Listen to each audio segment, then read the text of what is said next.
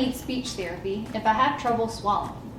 Speech therapists or speech language pathologists are experts in the area of swallowing disorders. Because patients with head and neck cancer can experience dysphagia or swallowing difficulty, this makes it completely ethical, relevant, and appropriate to be evaluated and treated by an SLP.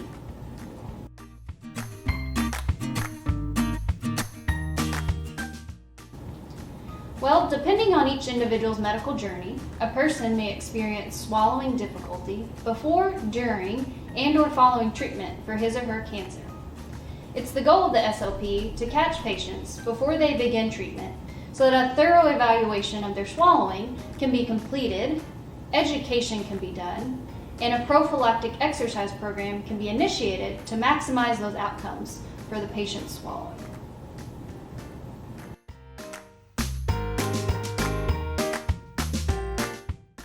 So what swallowing difficulty may I experience with head and neck cancer? It all depends on the individual and his or her presenting diagnosis and history. Factors that can impact the extent of a person's swallowing difficulty are type, location, and size of cancer, potential need for surgery to remove the cancer, treatment type, etc. Oftentimes, however, most patients we have seen with head and neck cancer undergo at least radiation treatment. Individuals receiving radiation can experience acute and chronic swallowing difficulty as a direct result, which may place them at increased risk for aspiration, or for food, liquid, and/or saliva to enter into their lungs during oral intake. This can increase their risk for aspiration pneumonia.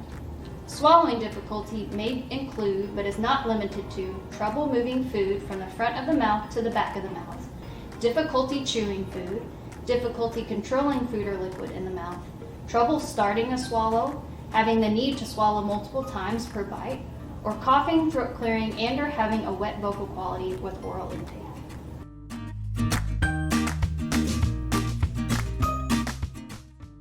Well, during the initial evaluation, an SLP will complete a thorough assessment and determine the individual's swallowing functional reserve or their baseline functioning.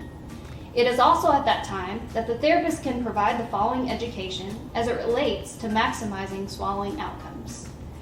We will provide education on normal versus abnormal swallowing function during and after treatment for head and neck cancer, provide recommendations and modifications during treatment to safely maintain some PO intake to keep swallowing muscles working, provide exercises to keep swallow muscles working and prevent stiffness during and after head and neck cancer treatment, and provide treatment to improve and maintain a functional swallow after treatment for head and neck cancer has been completed.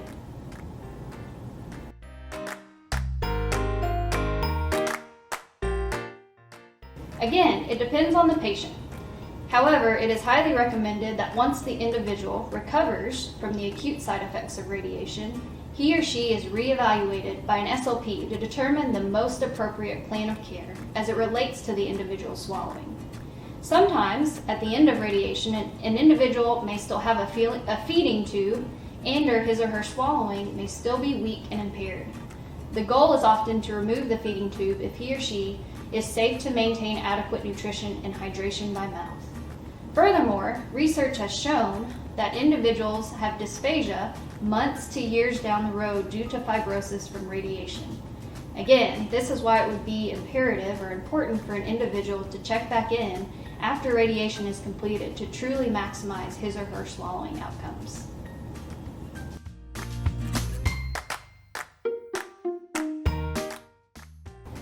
Swallowing involves many muscles.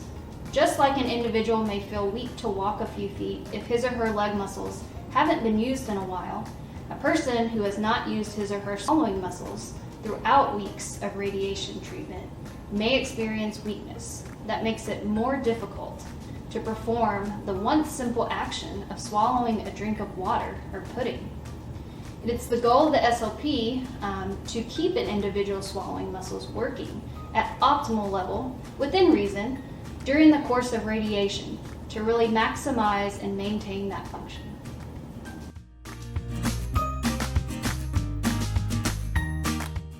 So that's a good question. So when I was in high school and about to graduate and trying to figure out what I wanted to do, I knew that I wanted to be in the medical field so I could make a difference in someone's life and really make a positive impact. And my mom, she is a nurse practitioner and was a nurse for many, many years before that. And I have a twin sister, and she actually knew she wanted to be a doctor, and she's actually pursuing that career right now. And so my mom, she actually got me in touch with a speech language pathologist at the hospital so that I could shadow. And it took maybe about half a day for me to realize that that's exactly what I wanted to do.